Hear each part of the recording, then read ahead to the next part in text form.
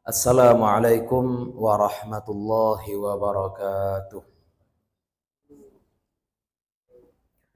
Alhamdulillahilladzi hadana li hadza wa ma kunna linahtadiya laula an hadanallah. Asyhadu an la ilaha illallah wahdahu la syarikalah wa asyhadu anna Muhammadan abduhu wa rasuluh.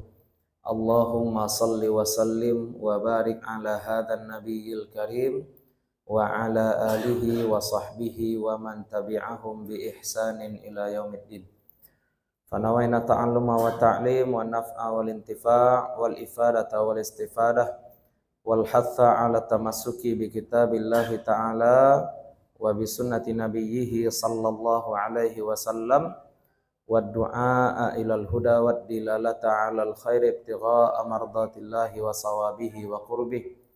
Allahumma allimna ma yanfa'una wanfa'na bima 'allamtana wa zidna ilma. Bapak-bapak, ibu-ibu, para jamaah yang dimuliakan Allah, puji syukur kehadirat Allah Subhanahu wa taala. Salawat dan salam mudah-mudahan senantiasa tercurah untuk Nabi Muhammad sallallahu alaihi wasallam. Mudah-mudahan dilimpahkan pula untuk keluarga dan para sahabat beliau serta kepada siapapun yang telah menyampaikan ajaran beliau kepada kita, termasuk orang tua dan guru-guru kita. Mudah-mudahan kita, keluarga kita, anak cucu kita semuanya tetap berpegang teguh kepada apa yang telah dibawa oleh Nabi Muhammad sallallahu alaihi wasallam, sehingga nanti di akhirat kita bisa dibangkitkan bersama-sama dalam barisan beliau dan mendapatkan syafaat dari beliau. Pada pertemuan sebelumnya kita sudah membahas tentang salat Id, baik itu Idul Fitri maupun Idul Adha. Kita juga sudah membahas tentang khutbah hari raya, di mana disunahkan untuk menambahkan takbir di awal khutbah. Khutbah pertama baca takbir 9 kali, khutbah kedua baca takbirnya 7 kali. Kita tutup pembahasan kita pada hari Jumat yang lalu dengan mana yang lebih afdal, salat Id itu di masjid atau di lapangan. Ya.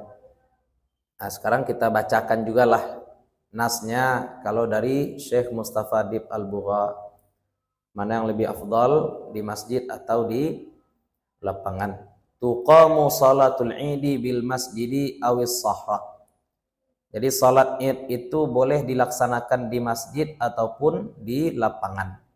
Mana yang lebih afdal? Nah, lihat di sini. Wa afdaluhuma aktsaruhuma isti'aban lil musallin. Yang lebih afdal adalah mana yang lebih banyak menampung jamaah. Mana lebih banyak menampung jamaah, maka itu yang lebih baik. Masjidil Haram dulu mampu menampung jamaah, makanya salat Id dilaksanakan di Masjidil Haram. Masjid Nabawi tidak mampu menampung jamaah, makanya Nabi laksanakan salat Id di Madinah di lapangan sahra, tanah lapang.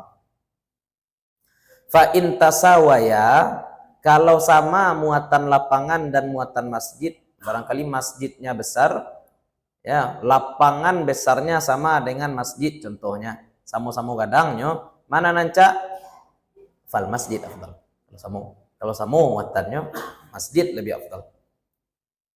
Li syarafihi ala ghairihi, karena tanah terbaik di atas muka bumi adalah tanah masjid. Idh yanalul muslimin yanalul muslim bis salati fihi ajrul ibadati. Karena selain kita bisa dapat pahala ibadah, kita bisa dapat pahala salat, kita juga bisa dapat wa ajrul mukti fil masjid, dapat pula pahala iktikaf. Setiap masuk masjid, bapak-bapak, ibu-ibu ingat selalu ya, setiap masuk masjid selain kita niat salat, selain kita niat menghadiri majelis ilmu, tambah niat apa niatnya? Iktikaf. Tidak harus bulan Ramadan saja iktikaf, Ustaz. Tidak harus bulan Ramadan saja. Kapanpun kita masuk masjid dan berdiam diri di masjid, niatkan al-mukthu, niatkan al-i'tikaf. Nah, termasuk ini dalam pelaksanaan sholat Id. Itu kalau muatannya sama. Tapi kalau di masjid tidak cukup, maka lebih baik di lapangan. Itu pun sudah kita jelaskan detailnya. Lapangan itu mesti aman dari najis, kondisi juga tidak hujan dan seterusnya. Kita sudah baca. Nah, kita sekarang lanjutkan penyempurnaan terkait sunnah-sunnah hari raya. di antara sunnah-sunnah hari raya adalah bertakbir. Takbiran itu sunnah. Apa dalilnya? Firman Allah Subhanahu wa taala surat Al-Baqarah ayat 185, walitukmilul iddata walitukabbirullaha ala ma hadakum wa la'allakum tashkurun. Agar kamu sempurnakan bilangan, ya, sempurnakan bilangan bulan. Kalau sudah sempurna bulan Ramadan, maka kita masuk ke bulan Syawal. Kalau sudah masuk bulan Syawal, maka kita laksanakan takbir. Walitukabbirullah. Agar engkau bertakbir akan Allah. Jadi takbiran itu dimulai kapan? Ketika masuk bulan Syawal. Bulan Syawal kapan masuknya? Ketika maghrib. Ya Bu ya, pergantian hari Pak, Bu, maghrib. Pergantian hari kalau kita bicara fikih adalah maghrib, bukan jam 2 balik malam. Masih itu. Ya, kalau dewa maghrib berarti hari baru. Berarti kini hari apa? Sabtu. Jumat malam, malam Sabtu. Ya, malamku milik hari Sabtu kini. Malam Sabtu. Apa? Malam Sabtu. Petang malam Jumat. Kalau malam Jumat berarti siangnya Kamis, malamnya Jumat. Nah, ya. Itu pembagian hari. Kalau hari raya Idul Adha, mulainya kapan? Ya, bi ghurubi syamsi lailatai Idul Fitri wal Adha, sama juga, habis maghrib juga. Fil manazili, di mana kita bertakbir? Di rumah takbir. Wal masajid, di masjid takbir. Wal aswaq, di pasar-pasar juga bertakbir. Di pasar takbir Ustaz, iyo. Baku iyo, iko syiar. Takbiran itu syiar. Kalau yang sunnahnya muakkad, memang setelah sholat kita takbiran. Tapi di mana-mana kita takbir sebenarnya. Ya, di mana-mana sebenarnya kita bertakbir. Kenapa? Yang pertama karena Nabi muwazabah. Nabi tidak pernah meninggalkan takbiran kalau sudah hari raya. Dari Ammar radhiyallahu anhuma anna Nabiy sallallahu alaihi wasallam kana yukabbiru yauma Arafah. Nabi bertakbir di hari Arafah. Sejak tanggal 9 Nabi sudah bertakbir. Ya, kapan? Sampai kapan Nabi bertakbir? Wa yaqta'uha salatal asri akhir ayyamit tasyrik. Setelah salat asar, hari terakhir hari tasyrik. Jadi tanggal 13 Zulhijjah salat asar Nabi, setelah salat asar Nabi takbiran, lah itu takbir terakhir. Kenapa? Karena kalau sudah maghrib berarti kita sudah masuk tanggal 14. Kenapa tadi Ustadz bilang takbiran bukan cuma di masjid, tapi di rumah juga, di pasar juga? Nah, ini dari riwayat Ibnu Umar radhiyallahu anhuma bahwa beliau yukabbiru fi qubbatihi bimina. Beliau bertakbir di kemahnya. Ada di tempat peribadatan beliau di Mina. Beliau bertakbir di dalam. Fayasma'uhu ahlul masjidi fayukabbiruna. Kemudian orang-orang di masjid juga mendengarkan, ya, mendengarkan bahwasanya Ibnu Umar bertakbir. Di Kubah. Kubah itu di masjid juga, dekat masjid. Di Kubah Ibnu Umar bertakbir, terdengar oleh penghuni masjid, orang-orang di masjid pun ikut bertakbir. Kemudian terdengar pula takbir orang masjid ke pasar, orang pasar pun bertakbir. Nah, ya. Jadi seperti itu. Wali tukabbirullah ala ma hadakum. Ini syiar. Ini syiar. Jadi jangan istilahnya takbir itu sunnah ya, tapi kalau kan masalah-masalah lain, apakah orang hura-hura main kembang api segala macam, itu lain cerita. Nah, nak bahas kini ku apanya Bu? Takbirnya Pak yo. Takbirnya. Kalau beduk-beduknya Pak Ustaz, beduk-beduk tuh penggiring saja tuh. Kalau suku boleh, kalau enggak masalah. Yang penting takbirnya. Yang penting takbirnya. Ustaz pakai kaset saja takbir banyak. Itu kaset anda dapat pahala zikir. Awak nan kada dapat pahala ya. Orang kini laju kaset saja sadon. Awak takbir. Ya. Setelah salat ataupun tidak setelah salat, pokoknya hari-hari raya itu penuhi dengan takbir. Apa lafaz takbir? Nah, ini lagi lafaz takbir. Ada dua riwayat. Kalau di buku Abu B riwayat di modul, modul. Ya. Redaksi takbir tuh gitu Bu, kalau di modul ya. Ada yang takbirnya 2 kali, ada yang takbirnya 3 kali. Kalau yang umum ya, di Mesir juga umum, Allahu Akbar, Allahu Akbar, Allahu Akbar. La ilaha illallah wallahu akbar, Allahu akbar walillahil hamd. Ada pula riwayat yang menyatakan takbir itu 2 kali saja. Allahu akbar, Allahu akbar. La ilaha illallah wallahu akbar. Seperti itu. Ya, tapi kalau yang umum, kalau di Mesir 3 kali itu. Allahu akbar, Allahu akbar, Allahu akbar. Ya, itu redaksi takbir. Nah, sekarang kita tambahkan dengan adab-adab hari raya. Adab-adab hari raya. Salatnya Allah, khutbahnya Allah, takbirannya Allah, boleh adab-adab terkait hari raya. Yang pertama, ayaghtasila wa yatatayyaba wa yalbasa al-jadid min thiyabihi. Hendaklah dia mandi dulu hari raya, kemudian memakai wangi-wangian, kemudian memakai pakaian baru.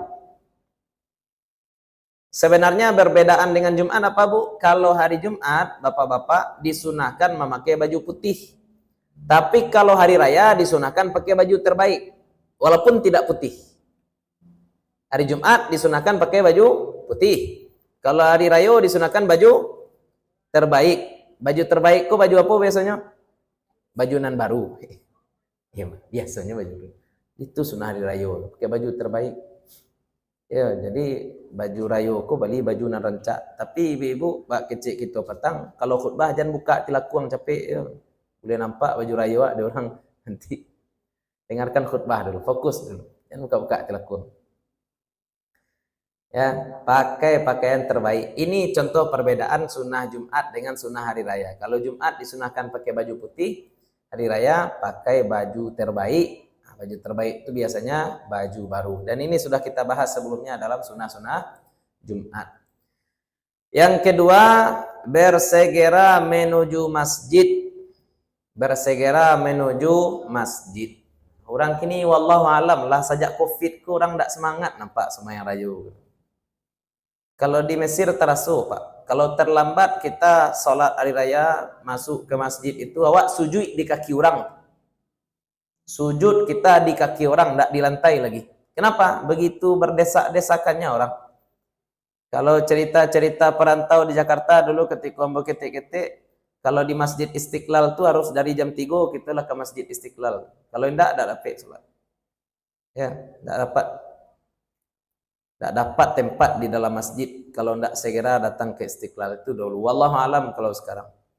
Sekarang mungkin karena banyak tempat salat Id, apalagi lapangan juga tidak penuh-penuh. Tapi itulah ya. Bersegera kita menuju tempat salat, baik itu di masjid ataupun di lapangan. Kemudian di hari raya Idul Fitri disunahkan kita makan dulu sebelum salat. Sebelum melaksanakan sholat Idul Fitri, makan kita dulu sebelum berangkat sholat. Sedangkan dalam sholat Idul Adha disunahkan kita tidak makan dan tidak minum sebelum sholat. Ya.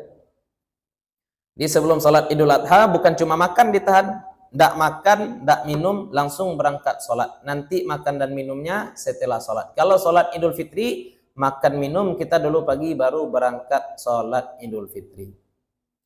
Yang keempat, disunahkan bagi orang yang sholat, berangkat dia berjalan kaki ke tempat sholat. Ustaz, boleh pakai auto? Ya boleh ya, kalau jauh mana itu boleh. Tapi kalau di kecian afdal ancak jalan kaki. Di mana letak afdal jalan kaki? Yang pertama karena hadis Nabi SAW. Karena perbuatan Nabi. Yang kedua karena hikmah. Apa hikmahnya? Kata Nabi kan jalan berangkat dan jalan pulang sholat Id itu bedakan. Apa tujuannya membedakan jalan berangkat dengan jalan pulang? Supaya lebih banyak orang yang kita sapa. Jadi orang nan kita sapa ketika berangkat berbeda dengan orang yang kita sapa ketika Kalau boto siapa kerja sepo? Boleh ngebut ya nak kacau tutui lo. Tidak tasapu orang. Ya, makanya afdal juga berjalan kaki. Aduh, ambo lupa. Aduh, udah budi namanya di Tanjung Pati besar itu. Aduh, dulu guru kita di Siko.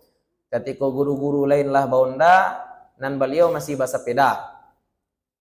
Bukan ndak taluk membeli onda beliau aduh, tapi kemana-mana masih sering pakai sepeda. Kenapa suka pakai sepeda? Kalau pakai onda ndak tersapu orang kecil beliau. Tapi jangan ibu tembak-tembak lo orang bukan aku ustaz kau pakai onda ndak sapunya orang ndak mau itu deh. Tapi ada orang yang punya filosofi seperti itu. Ya, pakai sepeda sederhana. Nah, tujuannya agar dia bisa menyapa orang. Kita sapu orang. Kalau bonda ndak tampak orang. Nah, itu kata beliau. Lah, sekarang kita tidak akan bahas zakat fitrah, tapi kita bahas perkara yang mengikuti masalah sholat id. Apa itu ibadah kurban? Walaupun kini tidak Idul Adha, tapi kana-kana saja kaji kita malam kini. Awak lah membahas masalah kurban. Ya, kurban mungkin nanti.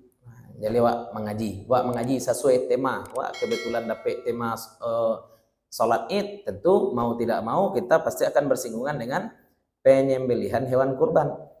Karena penyembelihan hewan kurban ini dilakukan kapan? Setelah dilaksanakan sholat Idul Adha sampai akhir hari tasyrik. Kapan akhir hari tasyrik? Sebelum maghrib, tanggal 13 Zulhijjah. Kalau lah maghrib tidak bisa oleh.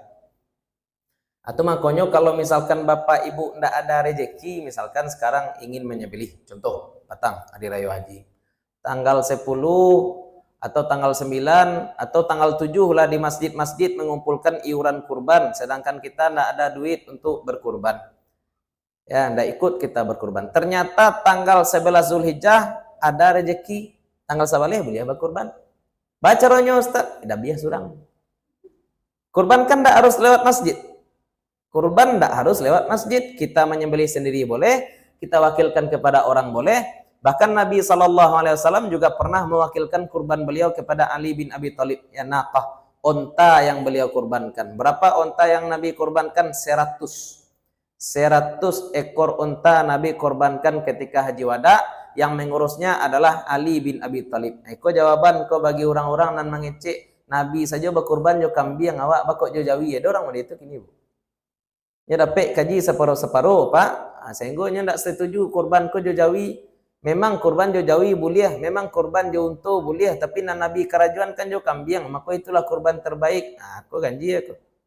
Berarti nyo tidak terlalu banyak membaca hadis, karena ternyata di dalam peristiwa haji wada Nabi mengorbankan unta, ndak cie lonto yang dikorbankan Nabi, berah. Betul leh. Makanya di sini ditarik kesimpulan dalam mazhab Syafi'i, mana yang lebih afdal dikorbankan? Kambing, sapi, atau unta? Manan banyak dagingnya. Itu kaidah.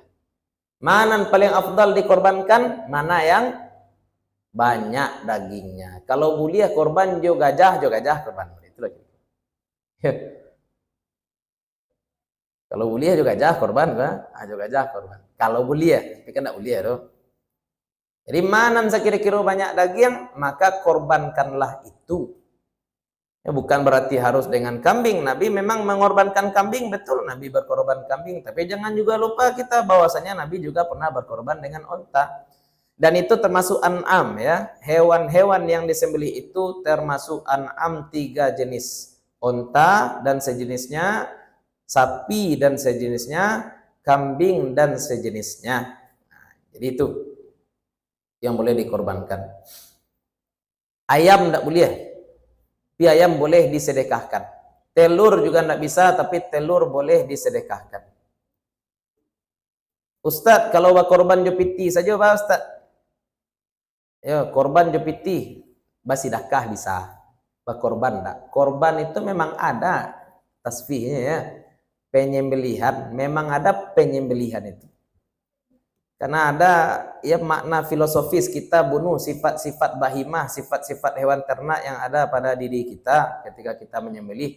Makanya orang yang menyembelih itu Bapak Ibu, walaupun dia mewakilkan penyembelihannya kepada orang lain, disunahkan dia tetap menyaksikan proses penyembelihan tadi. Sebagaimana Nabi menyuruh anak beliau Siti Fatimah ketika kan Siti Fatimah mau berkorban, perempuan kan tidak menyembelih Bu, tapi tetap disuruh Nabi calik hewan itu dirabih.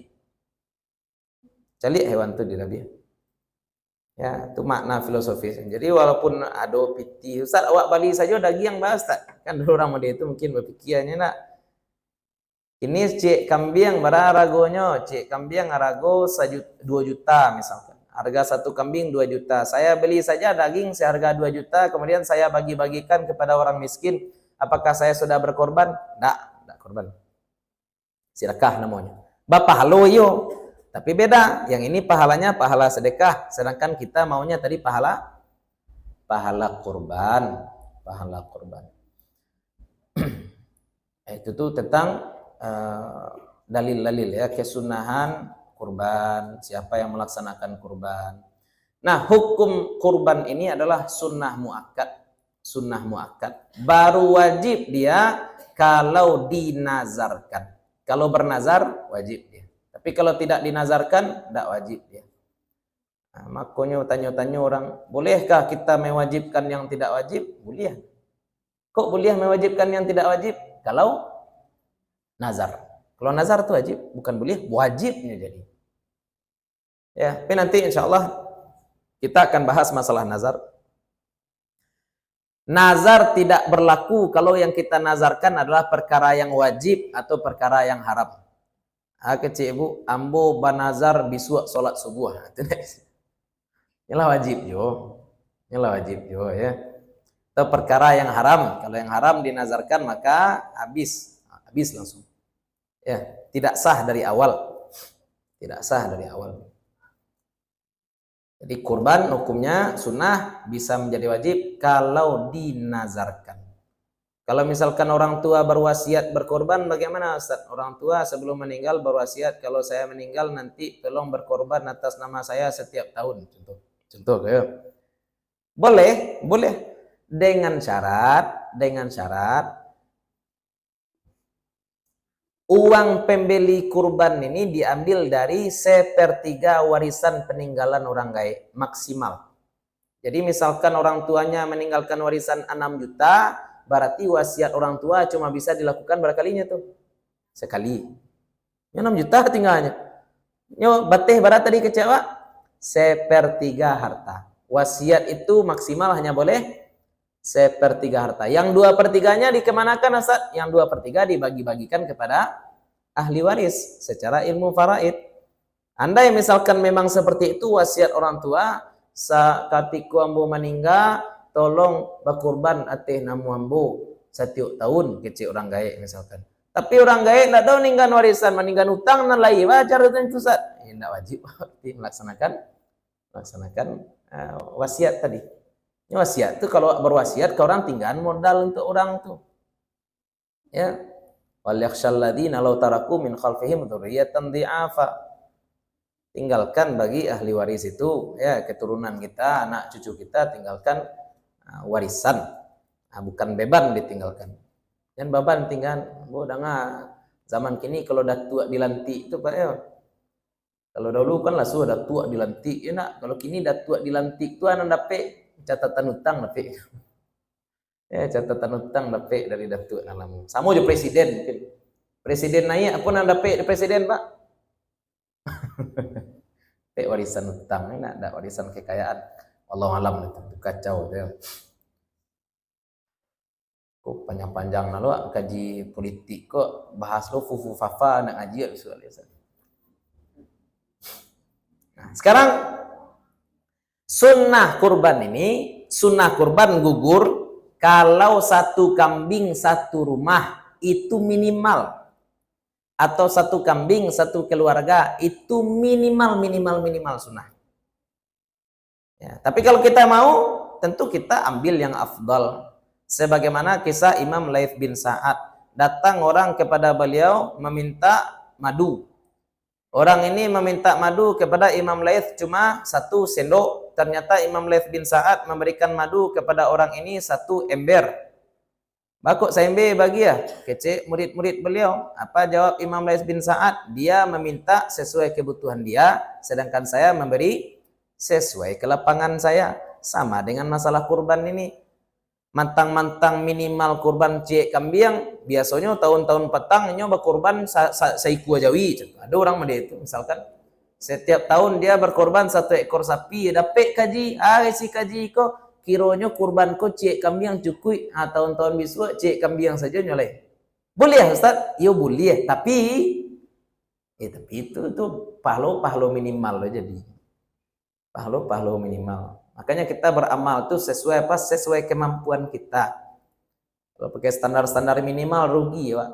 Kalau standar minimal bapak-bapak ibu-ibu sudah selesai sholat 5 waktu lalu saja lah leh. Kalau selesai kewajiban sehari semalam. Nah sudah sholat subuh lalu leh.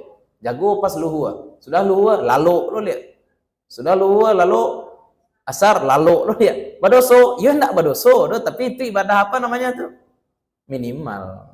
Ibadah minimal. Itu bukan ibadah sesuai kemampuan, itu ibadah di bawah kemampuan kita, walaupun kita tidak berdosa ya. Sebisanya kita lakukan ibadah semaksimal mungkin. Kita sudah sampaikan berkali-kali ya, kita tidak tahu ibadah mana yang akan diterima Allah. Kita tidak tahu doa mana yang akan dikabulkan Allah. Maka karena kita tidak tahu ibadah mana yang akan diterima Allah, maka lakukanlah sebanyak-banyaknya. Sama aja orang menembak, kecek ambo. Awak ndak pandai menembak, sekali tembak kanai, entah kanai, entah ndak, mungkin lebih banyak ndak kanai daripada nan kanai. Ba caranya supaya kanai tadi? Tembak nyonya. Ya. Pakai namanya non otomatis tembak tadi kan namanya. Gatling. Pistol Gatling. Kanai ndak kanai gak cek. Atau masuk kurban. Wallahu alam. Boleh jadi kita berkorban secara zahir, kita menyumbang, membayar mungkin ke masjid untuk kurban, apakah diterima Allah? Wallahu alam. Makanya nak masalah kita banyak-banyak beramal, karena kita tidak tahu amal mana yang akan diterima oleh Allah Subhanahu wa taala. Nah, tadi kita katakan minimal 1 orang 1 kambing. 1 kambing ya, dan 1 orang itu mewakili 1 keluarga. 1 orang 1 kambing. Berarti 1 kambing tidak boleh untuk 7 orang. 1 kambing tidak boleh untuk 10 orang. 1 sapi untuk 7 orang. 1 onta untuk 7 orang. Jadi 1 sapi boleh untuk 7 orang, 1 onta boleh untuk 7 orang. Tapi 1 kambing hanya untuk 1 orang.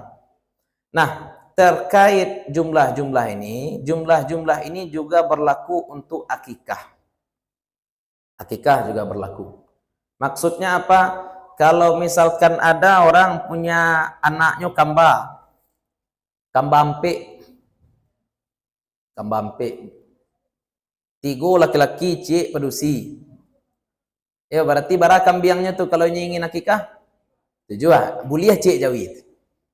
Ya. Boleh cik jawi, senilai, sebanding.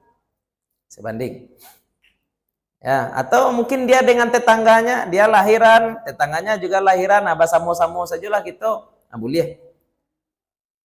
Atau kebetulan anaknya lahir menjelang kurban, boleh dia 1 sapi. 2/7 dari sapi tadi dia niatkan untuk akikah anak laki-lakinya, selebihnya dia niatkan untuk kurban, itu juga boleh. Ya. Tapi kalau dia cuma mampu membeli 1 kambing, contoh. Dia cuma mampu membeli 1 kambing. Kebetulan dekat hari raya Idul Adha, anaknya lahir.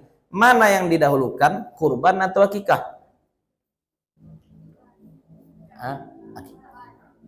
Akikah dulu. Bapak akikah dulu. Akikah ibadah sekali seumur hidup. Sedangkan kurban ibadah berulang setiap tahun. Ya, berulang setiap tahun. Nyo akikah ko bentuk ikolo bapak-bapak ibu-ibu. Kalau lewat masa nifas ibu, habis nifas ibu, ya sekitar 40 hari setelah anak lahir, hilang sunahnya leh. Jadi sedekah saja leh. Ya, jadi sedekah saja leh. Jadi kikah tu hari ke-7, hari kampe balik, hari ke-21, atau kapanpun menjelang iddah si ibu habis. Kalau sudah habis iddah ibu, jatuhnya apa lagi? Yo, hadiah atau hibah saja lagi. Ya, kalau akikah itu memang dalam masa nifas ibu. Nah, sekarang syarat-syarat hewan yang boleh dikurbankan. Kalau onta syaratnya dia sudah usia 5 tahun masuk 6 tahun. Kalau sapi usianya 2 tahun masuk ke 3 tahun. Kalau syarat kambing syaratnya sama dengan sapi 2 tahun masuk ke 3 tahun. Nah, ada juga kambing, ada juga kambing yang 1 tahun sudah besar. Ada jenis kambing yang seperti itu. Maka standar yang paling mudah bagi kita untuk menengoknya buliah dicaliak di giginya. Kalau lah kompong lah pernah tangga gigi kambing ko, maka boleh dikorbankan, boleh dikorbankan. Ada syarat satu lagi, dan ini yang penting, kambing, sapi ataupun onta tersebut mesti tidak punya aib. Tak boleh kambing, tak boleh sapi memiliki aib. Apa saja aib-aib yang disebutkan oleh Nabi sallallahu alaihi wasallam? Al-aura, kemudian al-maridatul bayin maraduha, al-arja, kemudian al-ajfa. Tidak boleh yang istilahnya buto. Yang buta tidak boleh, yang sakit tidak boleh, yang pincang tidak boleh, termasuk yang tanduknya patah juga tidak sah untuk dikorbankan. Patah tanduknya tidak sah dikorbankan. Kan tanduk tidak dimakan doh Ustaz. Koko pembahasan, ada pembahasan fikih klasik, ada pembahasan fikih kontemporer. Banyak juga ulama-ulama kontemporer yang menyatakan bahwa kalaupun sapi ini tanduknya patah, tetap sah dikorbankan. Kenapa? Karena tanduk tidak dimakan.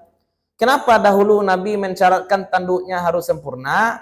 Karena dahulu sapi itu dilepaskan di padang rumput dan dibiarkan makan sendiri. Kalau tanduk sapi ini patah, hanya tidak nafsu makan, sehingga nyokurih. Tapi zaman kini, kalaupun sapi ini tanduknya patah, makannya lah sudah ditakar oleh pemiliknya. Jadi sapi ini tetap bisa gemuk walaupun tanduknya patah. Itu tuh kalau pandangan beberapa ulama kontemporer.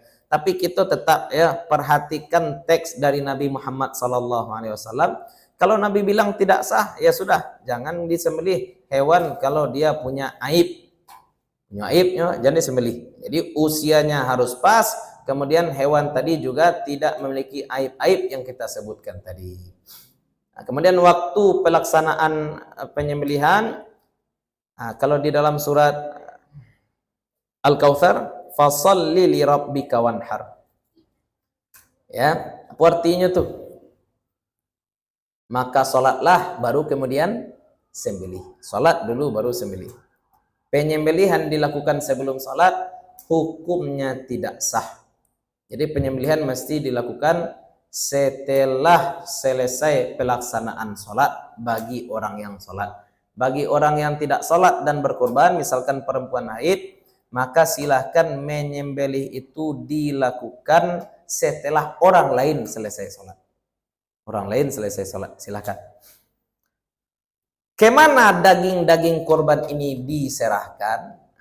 Rasanya petang di siku mau keciannya. Tentang orang-orang haji, bapak-bapak ibu-ibu. Orang haji tamattu itu kan mereka menyembelih dam. Menyembelih dam. Haji tamattu ataupun haji qiran. Mereka menyembelih dam. Dam itu apa? Kambing. Kambingnya itu setelah disembelih dikemanakan? Diberikan kepada orang-orang miskin di tanah haram.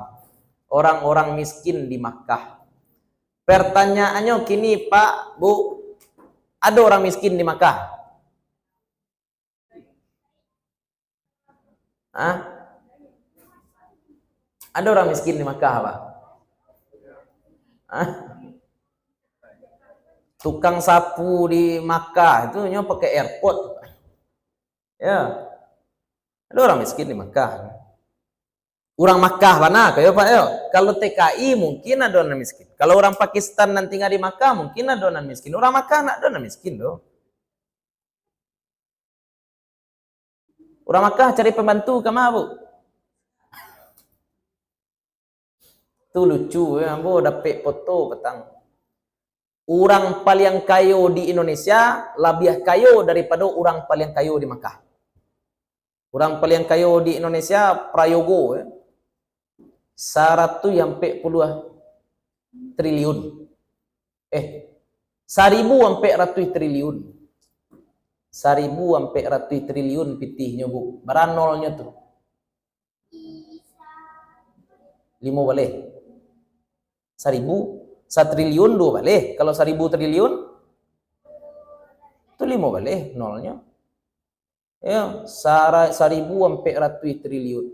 Sedangkan rajo-rajo minyak dari Arab tuh contohnya khalifah dari Emirat itu kekayaannya cuma 300 sekian triliun. 300 sekian triliun. Sedangkan orang Indonesia 1.000 lebih. Yang bos jarum tuh nan badut sana badu Pak, bos jarum itu kekayaannya sampai 100 triliun cuma dari usaha rokok. Orang paling kaya di Indonesia lebih kaya daripada orang kaya di Arab. Tapi orang miskin di Indonesia lebih miskin daripada orang miskin di Arab. Itu penyakit apa tuh namanya tuh? Tuh penyakit kapitalis. Gap antara orang kaya dengan orang miskin jauh mana? Ya, jauh jadinya. Ambo pergi ke Kerinci, kiranya di Kerinci ko orang bertanam kentang, laweh lahannya cuma 5 hektar. Laweh lahannya 5 hektar, 4 bulan panen, dapat keuntungan kumuah 1,5 M. Dipotong dengan gaji pegawai dan juga bibit dan juga pupuk dan juga racun, anggap 500 juta. Berarti tersisa berapa? 1 M. Bisa untuk beli alpat nak tuh. Sekali 4 bulan beli alpat. Setahun berapa alpat nak tuh? Kalau ingin beli alpat. Kalau ingin beli alpat. Coba bayangkan kini dia pak-pak, dia ibu, kalau ada orang punya lahan 200.000 hektar. Nak kaji tadi berapa hektarnya? 5 hektar. Kalau 200.000 hektar berapa alpatnya tuh? Itu makanya kok tidak sesuai sebenarnya. Sebab konsep ekonomi awak harusnya tidak kapitalis. Konsep ekonomi Indonesia itu harusnya apa? Sosialis. Keadilan sosial bagi seluruh rakyat Indonesia. Tidak boleh satu orang menguasai lahan kecuali sebatas yang dia mampu kelola. Harusnya seperti itu. Indonesia aku rusak konsep ekonominya kayak. Amak konyo dibaca-baca, Tan Malaka tuh muka suinya sosialisme. Akhirnya itu. Dilarang satu orang menguasai lahan yang lebih banyak daripada yang mampu dia garap. Nah, makanya ini pembahasan tentang kepada siapa daging dam. Tapi kalau daging kurban Bapak Ibu, daging kurban boleh disedekahkan sedikit, dihadiahkan selebihnya boleh. Diagiah sakete kepada orang miskin, salabiahnya awak agiah ke dun sana awak saja boleh boleh.